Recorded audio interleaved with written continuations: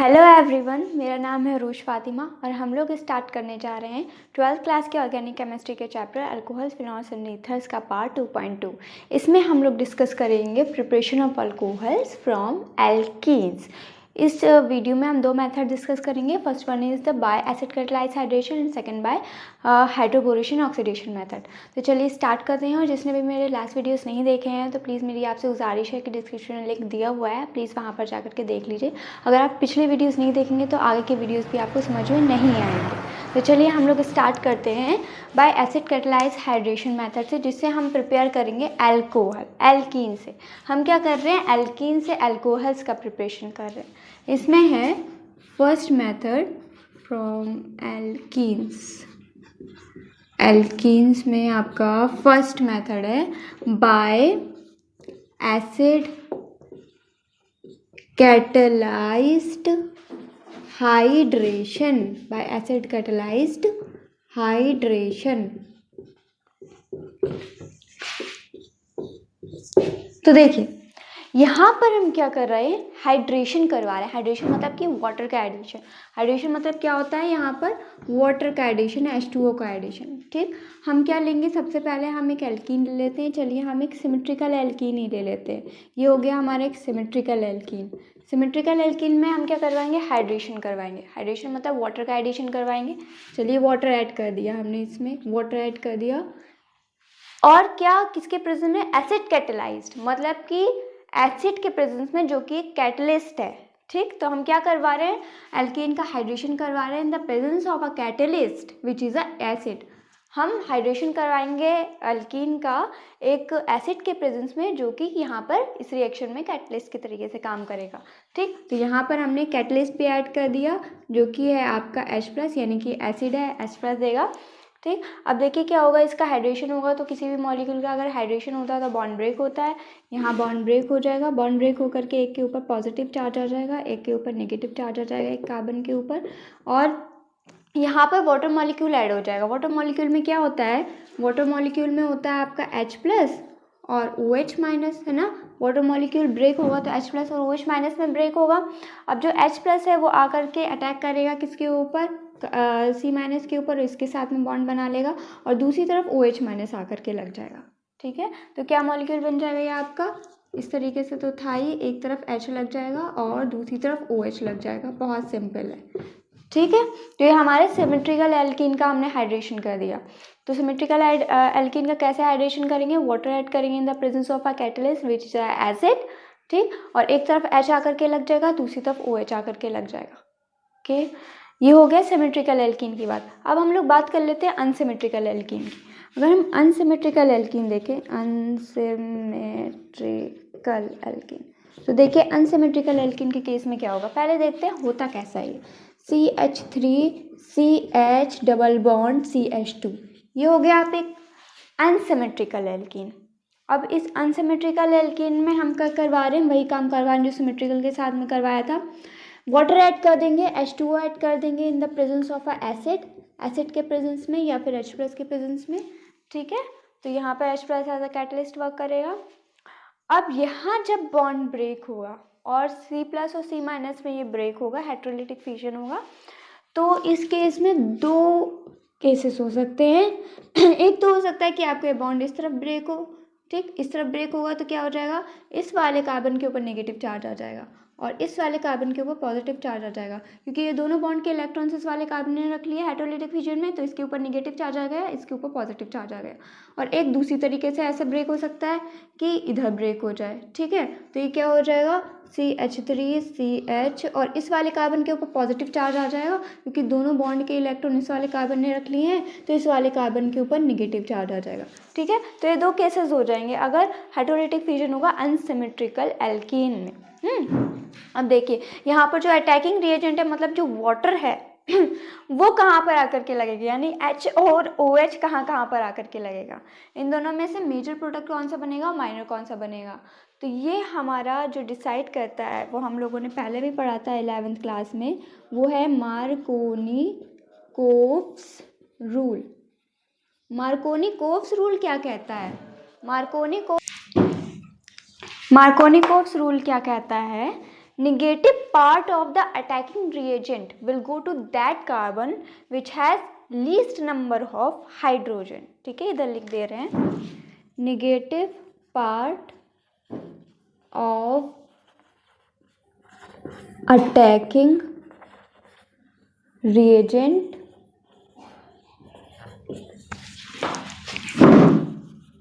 will go to that carbon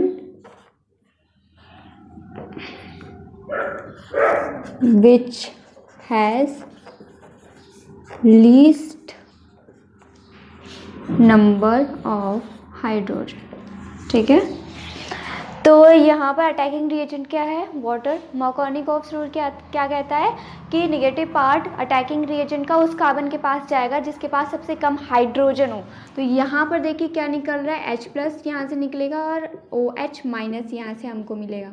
ठीक है, तो नेगेटिव पार्ट अटैकिंग रिएजेंट का क्या है, OH-. ठीक, तो OH- किधर जाएगा, उस कार्बन पर जाएगा जिसके पास सबसे कम हाइड्रोजन हो.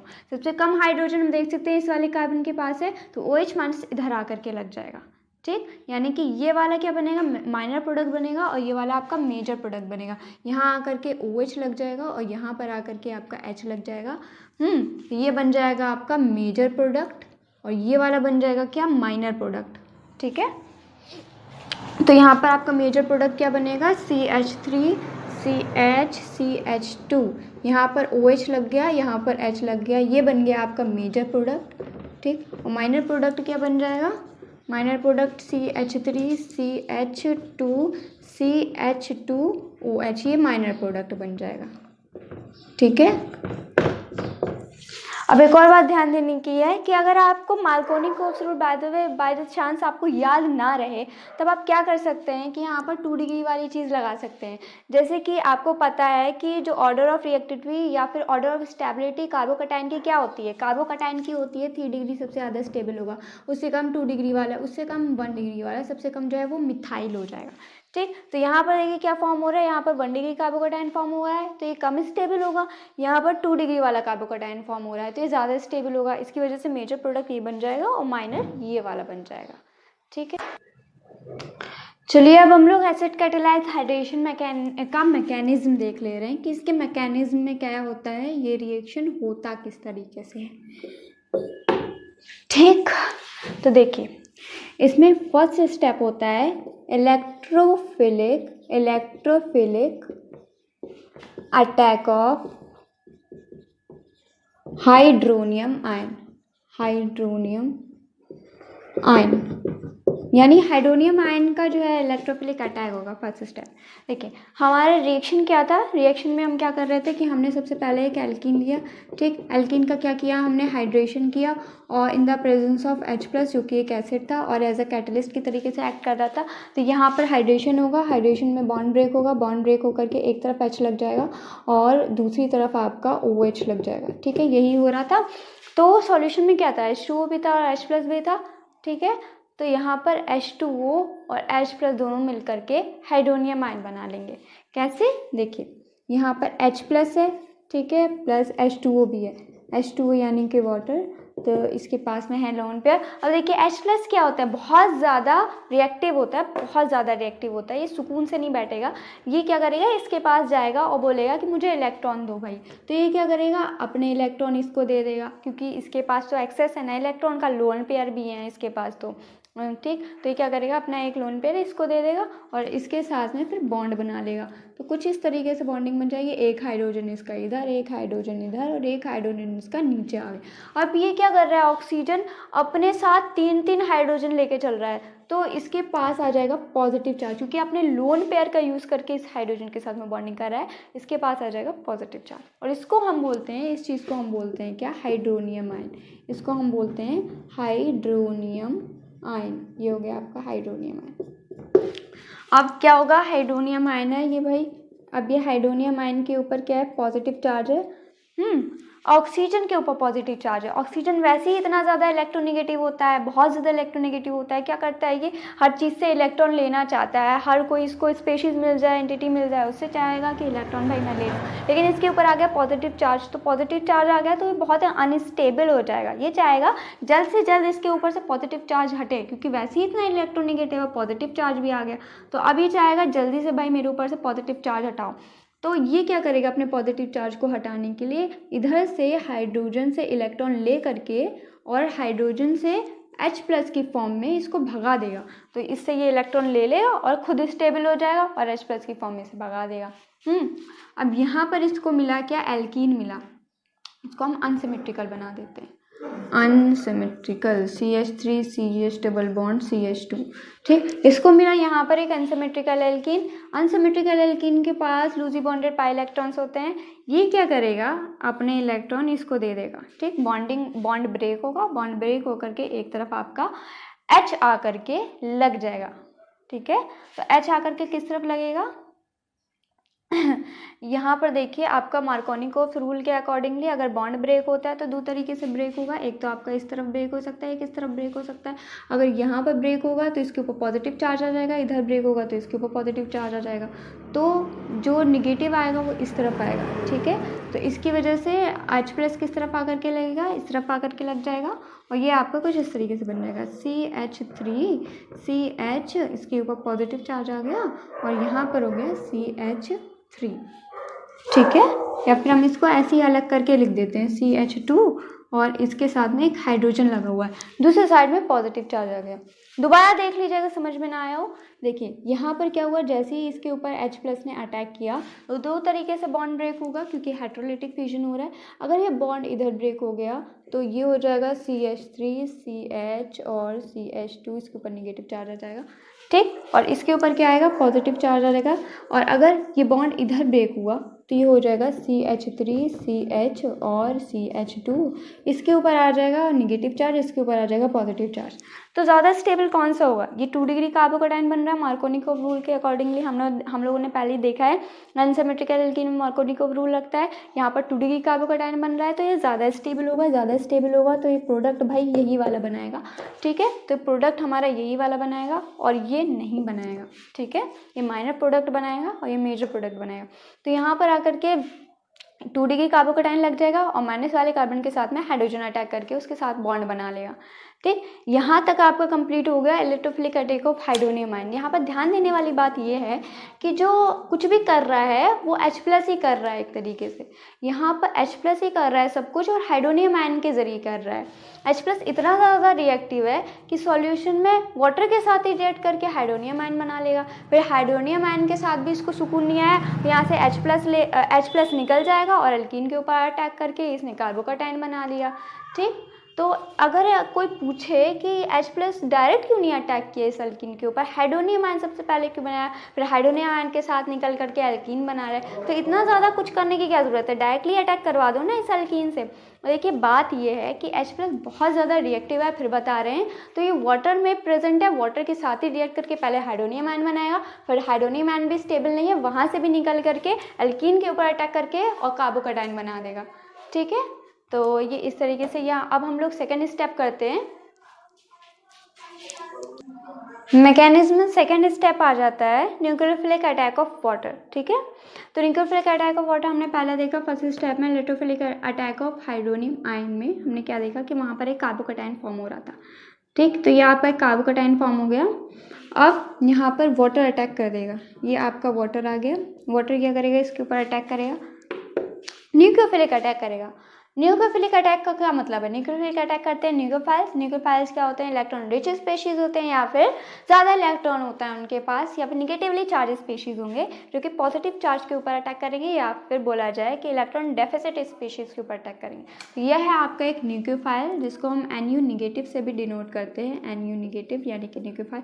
न्यूक्लियोफाइल अटैक करेगा किसके ऊपर, इलेक्ट्रॉन डेफिसिट स्पीशीज के ऊपर। यहाँ पर इलेक्ट्रॉन डेफिसिट कौन सा है, ये वाला कार्बन, क्योंकि इसके ऊपर पॉजिटिव चार्ज है। ठीक है, एक इलेक्ट्रॉन है ही नहीं इसके पास, पॉजिटिव चार्ज है, इलेक्ट्रॉन डेफिसिट है, तो इसके ऊपर अटैक करेगा अपने लोन पेयर के जरिए।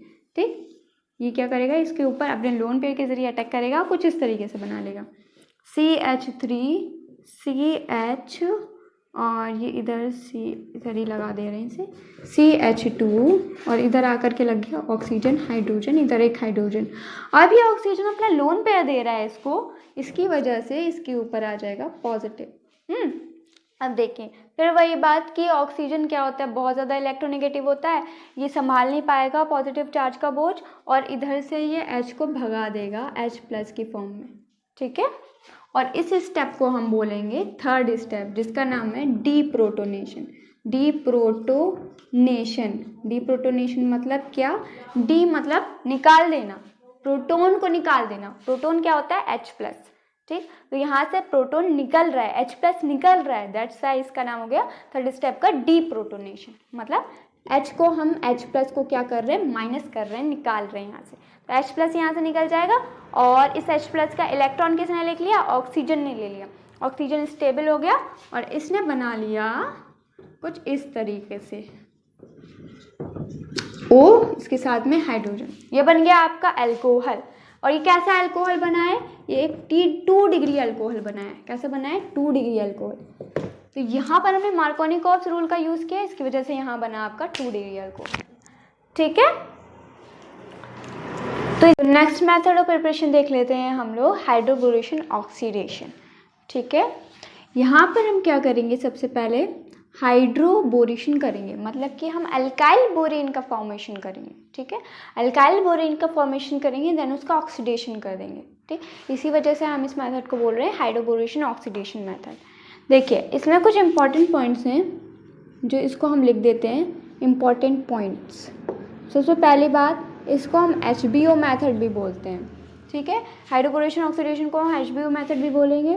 दूसरा, इसमें हम स्टेप वन में क्या करेंगे, BH3 बोरेन ऐड करेंगे, BH3 यानी बोरेन ऐड करेंगे।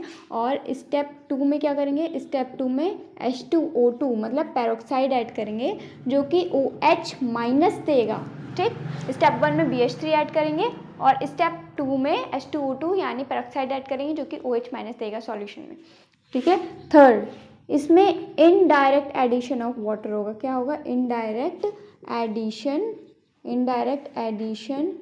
ऑफ वाटर का इनडायरेक्ट एडिशन होगा। इनडायरेक्ट एडिशन वाटर का क्या मतलब है, देखिए जो आपका यहाँ पर ऑक्सीडेशन होगा या फिर जो वाटर का मॉलिक्यूल आएगा H और OH- आएगा, वो वाटर से डायरेक्टली ना आकर के किन्हीं और 2 मॉलिक्यूल से आ रहा है। ठीक, जब वाटर से डायरेक्टली नहीं ऐड होता है, हाइड्रेशन नहीं होता है डायरेक्टली वाटर से, ऑक्सीडेशन नहीं हो पाता है डायरेक्टली वाटर से, तो उसको हम बोलते हैं इनडायरेक्ट एडिशन ऑफ वाटर। अभी आगे रिएक्शन करेंगे तो इसमें समझ में आ जाएगा। चलिए पहले हम इसका रिएक्शन लिख लेते हैं। हमने लिया एक एल्कीन, ये हमारा एक सिमेट्रिकल एल्कीन ले लेते हैं। इस सिमेट्रिकल एल्कीन में स्टेप 1 में हम क्या करेंगे, BH3 ऐड करेंगे। फर्स्ट स्टेप में हमने इसमें किया BH3 ऐड किया। सेकेंड स्टेप में हमने इसमें H2O2 ऐड कर दिया। H2O2 मतलब कि पेरोक्साइड, जो कि OH- देगा। अब क्या होगा, इसका इनडायरेक्ट एडिशन ऑफ वाटर हो जाएगा। ठीक, यहाँ पर इनडायरेक्टली वाटर ऐड हो जाएगा। और पता है हमको, हमने पहले भी देखा है कि जब वाटर ऐड होता है, हाइड्रेशन होता है, तो क्या होता है, बॉन्ड ब्रेक होता है। यहाँ से आपका बॉन्ड ब्रेक होगा, एक कार्बन के ऊपर पॉजिटिव, एक के ऊपर नेगेटिव, और बॉन्ड ब्रेक होकर के एक कार्बन के साथ हाइड्रोजन लग जाएगा, दूसरे वाले कार्बन के साथ OH लग जाएगा। ठीक, तो यहाँ पर क्या हुआ, 1 2 3 4, 1 2 3 4, एक तरफ हाइड्रोजन लग गया, दूसरी तरफ OH लग गया, ये आपका वाटर इसमें ऐड हो गया। वाटर के अंदर क्या होता है, H+ और OH- होता है।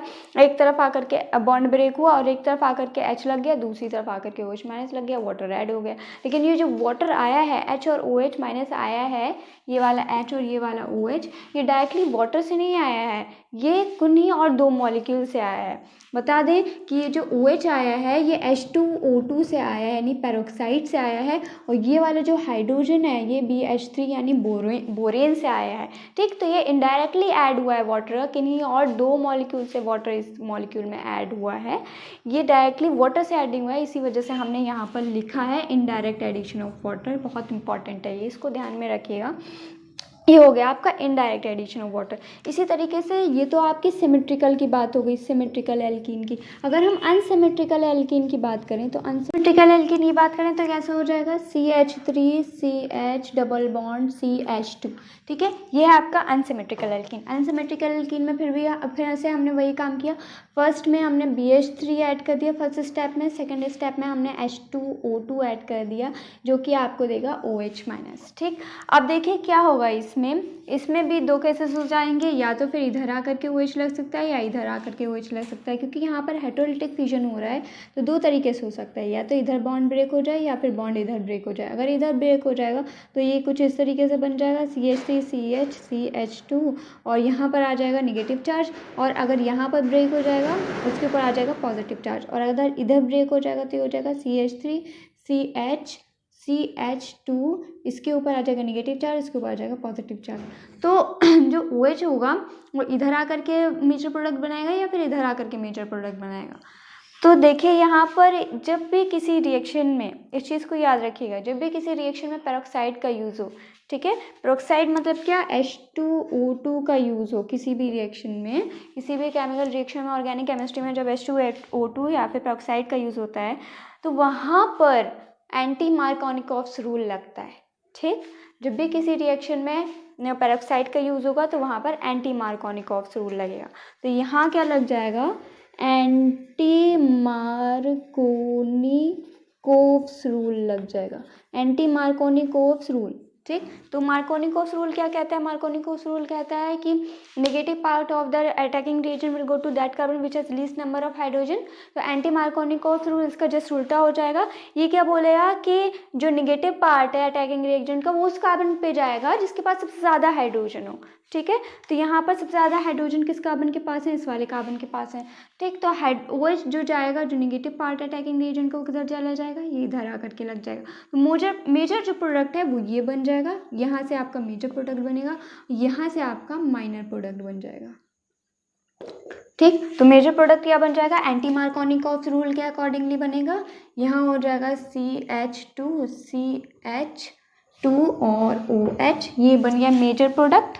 और माइनर क्या बनेगा, प्लस CH3 CH2OH और इधर CH3, ये वाला माइनर प्रोडक्ट बन जाएगा और ये वाला मेजर प्रोडक्ट बन जाएगा।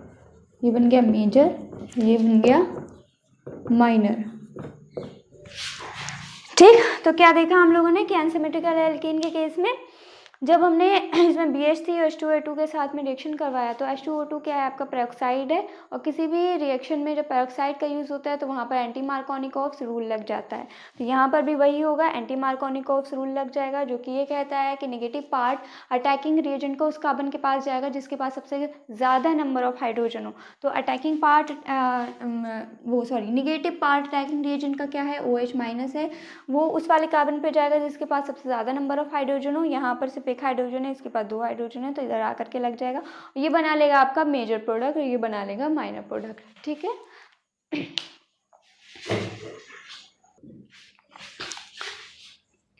चलिए अब हम लोग बात कर लेते हैं हाइड्रोबोरेशन ऑक्सीडेशन मेथड के मैकेनिज्म के बारे में, ठीक है।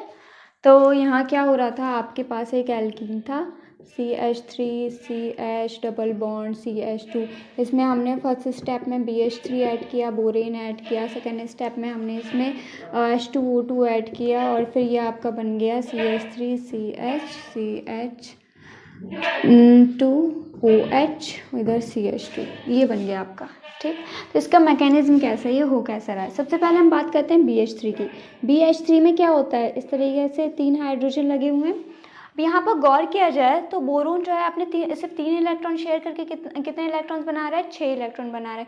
अब कि इसके ऑक्टेट कंप्लीट होने में भी 2 इलेक्ट्रॉन्स कम है, ठीक है। 8 इलेक्ट्रॉन्स कंप्लीट होने में अभी कितने, 2 इलेक्ट्रॉन्स कम है, यानी इसकी ऑक्टेट भी कंप्लीट नहीं हुई है। प्लस एक और बात कि इसकी एक p ऑर्बिटल क्या होगा, खाली होगा, ठीक है। इसका एक p ऑर्बिटल भी खाली होगा, प्लस इसकी ऑक्टेट भी कंप्लीट नहीं है। अब इसकी इलेक्ट्रॉनिक कन्फिग्रेशन की बात करते हैं तो क्या हो जाता है, 1s2 2s2 2p1, इसका इलेक्ट्रॉनिक कन्फिग्रेशन हो गया। हम इसके एक्साइटेड स्टेट में बनाए, अगर एक्साइटेड स्टेट में इसके ऑर्बिटल्स को बनाए तो ये आपका 2s ऑर्बिटल और ये इसका 2p ऑर्बिटल, इसमें 3 होंगे, और यहाँ पर आपका एक इलेक्ट्रॉन एक्साइटेड होकर के इस वाले ऑर्बिटल से एक इलेक्ट्रॉन इसमें चला जाएगा, तो इसमें 2 इलेक्ट्रॉन हो जाएंगे और एक p ऑर्बिटल खाली हो जाएगा। यहाँ पर ऐसे करके हाइड्रोजन बॉन्डिंग कर रहा है, यहाँ पर ऐसे करके हाइड्रोजन बॉन्डिंग कर रहा है। ठीक है, 3 हाइड्रोजन इस तरीके से, एक 2s ऑर्बिटल के इलेक्ट्रॉन के साथ में बॉन्डिंग कर रहा होगा और एक इसके साथ में बॉन्डिंग कर रहा होगा। ठीक है, तो इलेक्ट्रॉन्स 2p ऑर्बिटल के साथ में बॉन्डिंग कर रहे होंगे और यहाँ पर एक ऑर्बिटल खाली रह गया। खाली रह गया मतलब क्या कि यहाँ एक इलेक्ट्रॉन पेयर आ सकता है अभी। ठीक है, एक इलेक्ट्रॉन पेयर ये एक्सेप्ट कर सकता है, एक लोन पेयर ये एक्सेप्ट कर सकता है। तो जो स्पेशीज इलेक्ट्रॉन डेफिसिट होते हैं, मतलब इलेक्ट्रॉन की उनके पास कमी है, वो इलेक्ट्रॉन एक्सेप्ट कर सकते हैं। देख सकते हैं हम लोग यहाँ पर इसके इलेक्ट्रॉन की कमी है, p ऑर्बिटल भी खाली है, ऑक्टेट भी इसका कंप्लीट नहीं है, 3 पेयरिंग करके भी जो है ये सिर्फ 6 बना पा रहा है, ऑक्टेट भी कंप्लीट नहीं कर पा रहा है, प्लस p ऑर्बिटल भी खाली है। तो ये क्या है, इलेक्ट्रॉन डेफिसिट है, इलेक्ट्रॉन की क्या है, इसके पास कमी है और इलेक्ट्रॉन ये क्या कर सकता है, गेन कर सकता है, लोन पेयर गेन कर सकता है, लोन पेयर गेन कर सकता है। और जो लोन पेयर गेन करते हैं उन स्पीशीज को हम क्या बोलते हैं, लेविस एसिड बोलते हैं, लेविस एसिड। ठीक है, तो बोरेन क्या है आपका, एक लेविस एसिड है। ठीक है, यहाँ पर बोरेन एक लेविस एसिड है। तो ये क्या करेगा, अब यहाँ पर अगर आपका एल्कीन आ गया, ठीक, ये CH3 सॉरी यहाँ पर होगा CH3, ये CH3 CH और फिर ये CH डबल बॉन्ड CH2।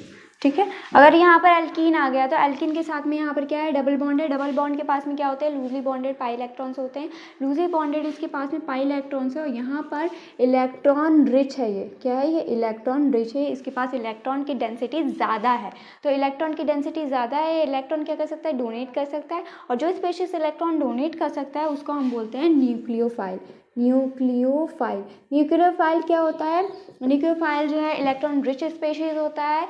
ठीक है, या फिर नेगेटिवली चार्ज स्पेशीज होगा जो इलेक्ट्रॉन डोनेट कर सकेगा, उसको हम बोलते हैं न्यूक्लियोफाइल। तो यहाँ पर एल्कीन एज अ न्यूक्लियोफाइल के तरीके से एक्ट है क्योंकि इसके पास डबल बॉन्ड है, यहाँ पर लूजली बॉन्डेड पाई इलेक्ट्रॉन्स होंगे। अब देखिए क्या होगा कि जैसे ही ये बोरेन के पास में जाएगा, तो बोरेन के पास में जाएगा, फिर ये अपना बॉन्ड ब्रेक कर लेगा। ब्रेक करेगा, किस तरफ ब्रेक करेगा, इस तरफ ब्रेक करेगा, इसके ऊपर नेगेटिव आ जाएगा, इसके ऊपर पॉजिटिव आ जाएगा।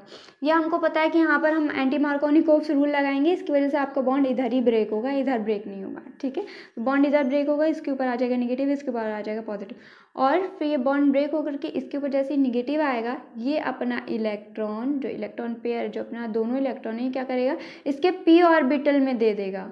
ये अपना इलेक्ट्रॉन इसके p ऑर्बिटल में दे देगा और इस बोरोन के साथ में बॉन्डिंग बना लेगा। इस बोरोन के साथ में इसने बॉन्डिंग बना ली। अब जैसे ही बोरोन इस कार्बन के साथ में बॉन्ड बनाएगा, ये अपना एक हाइड्रोजन लूज कर देगा H- के फॉर्म में। ठीक है, यहाँ से क्या हुआ, बोरोन ने इस कार्बन के साथ में बॉन्ड बनाया, एक बॉन्ड बनाया तो दूसरा बॉन्ड ब्रेक भी कर देगा, इधर से हाइड्रोजन को जो है भगा देगा H- की फॉर्म में, और ये H- आकर के ये जो इधर C पॉजिटिव है इसके ऊपर अटैक कर देगा और इसके साथ में बॉन्ड बना लेगा। ठीक, तो देखिए क्या हुआ, ये हुआ कि यहाँ से आपका बॉन्ड ब्रेक हुआ। ठीक है, जैसे बोरोन इस एल्कीन के पास में आया, यहाँ से बॉन्ड ब्रेक हुआ, इस कार्बन के ऊपर जो है यहाँ इस कार्बन के ऊपर जो है वो नेगेटिव चार्ज इस कार्बन के ऊपर इधर जो है पॉजिटिव ही आएगा, इस कार्बन के ऊपर पॉजिटिव चार्ज आ गया और इस वाले कार्बन के ऊपर बॉन्ड इधर ब्रेक होगा, ये बॉन्ड इधर ब्रेक होगा, इसके ऊपर नेगेटिव आ जाएगा, इसके ऊपर पॉजिटिव आ जाएगा। ठीक, तो जैसे ये एल्कीन इसके पास आएगा ना, ये जो है बॉन्ड ब्रेक होगा इस तरफ, इसके ऊपर नेगेटिव आ जाएगा, इसके ऊपर पॉजिटिव चार्ज आ जाएगा। ठीक, और ये बोरोन आकर के इस वाले कार्बन के साथ में बॉन्डिंग कर लेगा। जैसे ये एक बॉन्ड बनाएगा, इधर से H- को ये भगा देगा और H- क्या करेगा, इस वाले कार्बन के साथ में बॉन्डिंग कर लेगा। ठीक है, इस तरीके से हो जाएगा। तो क्या बन जाएगा आपका, ये बन जाएगा B, इधर आ गया CH2 और इधर CH2 और इधर CH3। अभी भी इसके साथ में 2 हाइड्रोजन जुड़े हुए हैं और प्लस इसके p ऑर्बिटल खाली है, इसका p ऑर्बिटल खाली है और अभी भी इसकी भूख नहीं मिटी है, तो इसकी वजह से यह और इलेक्ट्रॉन गेन कर सकता है। ठीक, तो ये क्या करेगा, और इलेक्ट्रॉन गेन करेगा। अगर इसको हमने और एल्कीन दे दिया तो CH डबल बॉन्ड CH2। ठीक है। अब क्या होगा, यहाँ पर पी ऑर्बिटल खाली है, वही किस्सा होगा कि इसने इधर इलेक्ट्रॉन ब्रेक किया, सॉरी इसने इधर बॉन्ड ब्रेक किया, इसके ऊपर नेगेटिव चार्ज आ गया, इसके ऊपर पॉजिटिव चार्ज आ गया, तो इसने अपना जो नेगेटिव चार्ज था, जो इलेक्ट्रॉन था, वो इस पी ऑर्बिटल में दे दिया और इस बोरोन ने क्या किया, इस वाले कार्बन के साथ में बॉन्डिंग कर ली। जैसे ही इस बोरोन ने इस वाले कार्बन के साथ में बॉन्डिंग करी, वैसे ही यहाँ से इसने H- की फॉर्म में इलेक्ट्रॉन को निकाल दिया और ये H- आकर के इस वाले कार्बन के साथ में बॉन्डिंग बना लेगा। ठीक है, और फिर ये हमारे क्या बन जाएगा, देखिए कुछ इस तरीके से बन जाएगा, BCH2 CH2 CH3 और इधर भी एक और CH2 CH2 CH3, इसके पास एक और हाइड्रोजन बच गया। ठीक, सिर्फ एक हाइड्रोजन बचा और अब भी ये तीन ही बॉन्ड बना रहा है और पी ऑर्बिटल इसके खाली हैं। ठीक है, तो अब दोबारा से ये जो है एल्कीन के साथ में रिएक्ट करके वापस से वही काम करेगा, सेम ही चीज़ होगी। सेम चीज़ कैसे होगी, यहाँ पर इसने दोबारा से जो है CH2 CH3 CH double bond CH2 के साथ में फिर से जो है अटैक किया इसके ऊपर, फिर से इसके साथ में रिएक्ट किया और दोबारा से अपनी पी ऑर्बिटल में इलेक्ट्रॉन भरने की कोशिश करी। ठीक, तो वही काम हुआ। अब क्या बन जाएगा, B और इसके साथ में तीन जो है एल्कीन के मॉलिक्यूल्स आकर के बॉन्ड बना लेंगे, CH2 CH2 और यहाँ CH3, इसके भी 3 मॉलिक्यूल्स। ठीक है, ये बन जाएगा आपका। अब ये तो बन गया, अब इसके बाद क्या होगा, अब तो इसके पास कुछ बचा नहीं, अब क्या होगा, अब हम इसका ऑक्सीडेशन करवा देंगे H2O2 के साथ में। H2O2 क्या होता है, H2O2 होता है OH, ये होता है आपका H2O2। ठीक है, इसका इस तरीके का स्ट्रक्चर होगा H2O2 का या फिर पेरोक्साइड का। H2O2 क्या करेगा, इसका ऑक्सीडेशन करेगा और यहाँ से बॉन्ड ब्रेक हो जाएगा, बॉन्ड ब्रेक होगा। ठीक, अब यहाँ पर हमने क्या लिया है, 3 मॉलिक्यूल्स हैं इसके, तो हम इसके भी क्या करेंगे, 3 ही मॉलिक्यूल्स लेंगे। अब यहाँ से देखिए बॉन्ड ब्रेक होगा और ऑक्सीडेशन में यहाँ से भी बॉन्ड ब्रेक होगा। तो हमने जब इसको अल्काइल बोरेन को रिएक्ट करवाया, अल्काइल बोरेन को जो है पेरोक्साइड के साथ में रिएक्ट करवाया, तो यहाँ से बॉन्ड ब्रेक हो गए, ध्यान दें, और यहाँ से बॉन्ड ब्रेक होगा। 3 मॉलिक्यूल्स OH के आकर के साथ में बोरोन के साथ में लग जाएंगे और 3 मॉलिक्यूल्स OH के इसके साथ में लग जाएंगे और देखिए क्या प्रोडक्ट्स बन जाएंगे। ये 3 मॉलिक्यूल्स तो OH के आकर के बोरोन के साथ में लग गए, प्लस 3 मॉलिक्यूल्स इसके जो है वो OH के साथ में आकर के लग जाएंगे। क्या बन जाएगा, CH2 सॉरी ये हो जाएगा OH, CH2 CH3, इसके कितने 3 मॉलिक्यूल्स, या फिर हम इधर लगा दे रहे हैं इसे, इसके कितने 3 मॉलिक्यूल्स। ठीक है, इसके 3 मॉलिक्यूल्स बन जाएंगे और इसके भी ऐसे बन जाएगा। इसको हम बोल देते हैं बोरिक एसिड, इसको हम बोल देते हैं H3BO3 भी लिख सकते हैं और इस तरीके से भी लिख सकते हैं। ये क्या हो गया आपका, बोरिक एसिड हो गया, बोरिक एसिड।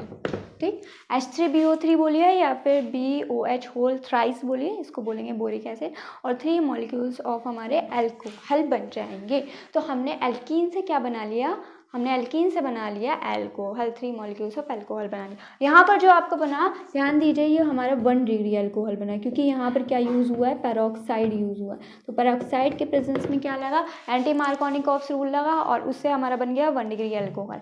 ठीक, और एक और बात कि यहाँ पर हमने जो वर्ड यूज़ किया था इनडायरेक्ट एडिशन ऑफ वाटर, वो अच्छे से समझ में यहाँ पर आ सकता है। यहाँ पर इनडायरेक्ट एडिशन ऑफ वाटर हो रहा है। ठीक है, जो आपका वाटर में H+ होता है और एक OH- होता है। H+ कहाँ से आया, BH3 से, बोरेन से आया H+। ठीक, यहाँ पर हम देख सकते हैं H+ कहाँ से आया, बोरेन से आया, यहाँ से H- जा रहा था और यहाँ पर आ रहा था, फिर वापस से यहाँ H- जा रहा था, यहाँ पर आकर के लग रहा था, कार्बन पॉजिटिव के ऊपर आकर के लग रहा था। इसी तरीके से यहाँ से भी H+ गया और यहाँ आकर के लग गया। ठीक, कार्बन पॉजिटिव के ऊपर आकर के लग गया। और OH कहाँ से आ रहा है, OH आ रहा है आपका पेरोक्साइड से। यहाँ पर जब हमने ऑक्सीडेशन किया, बॉन्ड ब्रेक हुआ, तो यहाँ OH आकर के इसके साथ में भी लग गया और इसके साथ में भी इसने बॉन्डिंग कर ली। तो OH कहाँ से आ रहा है आपका, OH तो आ रहा है यहाँ पर H2O2 से आ रहा है, पेरोक्साइड से आ रहा है, और H+ आ रहा है BH3 से। ठीक, तो यहाँ पर आपका इनडायरेक्ट एडिशन ऑफ वाटर। ठीक है, तो इसी तो इसी के साथ हम लोगों ने ये मेथड्स कंप्लीट कर लिए हैं। प्रिपरेशन ऑफ अल्कोहल्स के हमने 2 मेथड कंप्लीट कर लिए हैं, by acid catalyse hydration method and by hydroboration oxidation method. अब आगे के वीडियोस में हम लोग बात करेंगे आगे के प्रिपरेशन मेथड के अल्कोहल के बारे में, by carbonyl compounds and from the Grignard reagent. ठीक है।